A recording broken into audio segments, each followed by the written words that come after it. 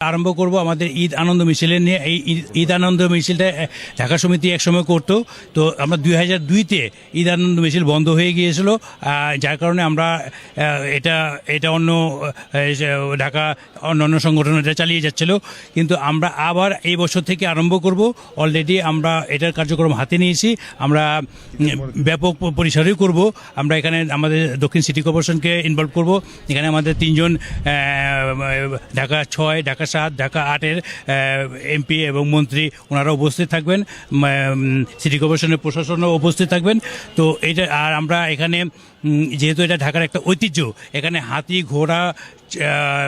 ঘোড়ার গাড়ি এবং বিভিন্ন সামাজিক সংগঠনকে আমরা দাওয়াত দিয়েছি, ওনারা আসবে। ওনাদের মতো করে ঢাকার ঐতিহ্যগুলো এখানে তুলে ধরবেন। আমরা ঈদের ঠিক পরের দিন দুপুর 2টা থেকে আরম্ভ করব। আপনাদেরকে আমরা আমন্ত্রণ জানাই, আপনারাও আসবেন। আমরা এটা চাই যে কি একটা যে ঐতিহ্য আগে ছিল, এই ঐতিহ্য যেন আমরা এখনও ধরে রাখতে পারি। আবার নতুন করে আরম্ভ করতে যাচ্ছি, যেন এটা আমরা সফল হই।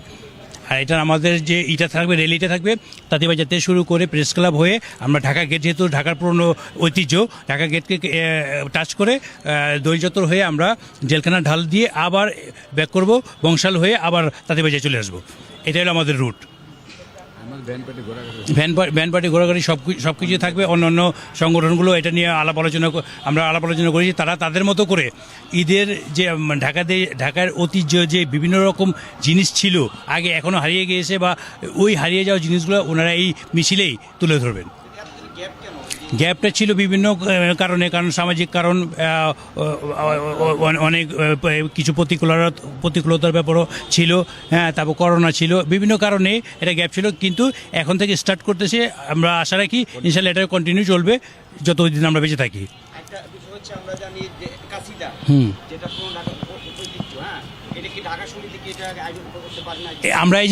আমরা যে ঈদ আনন্দ মিছিল করবো, এটার মধ্যে কিন্তু কাশিদাকেও একটা রেখেছি, একটা পোর্শন রেখেছি কাশিদা, কারণ এটা আমাদের একটা ঐতিহ্য।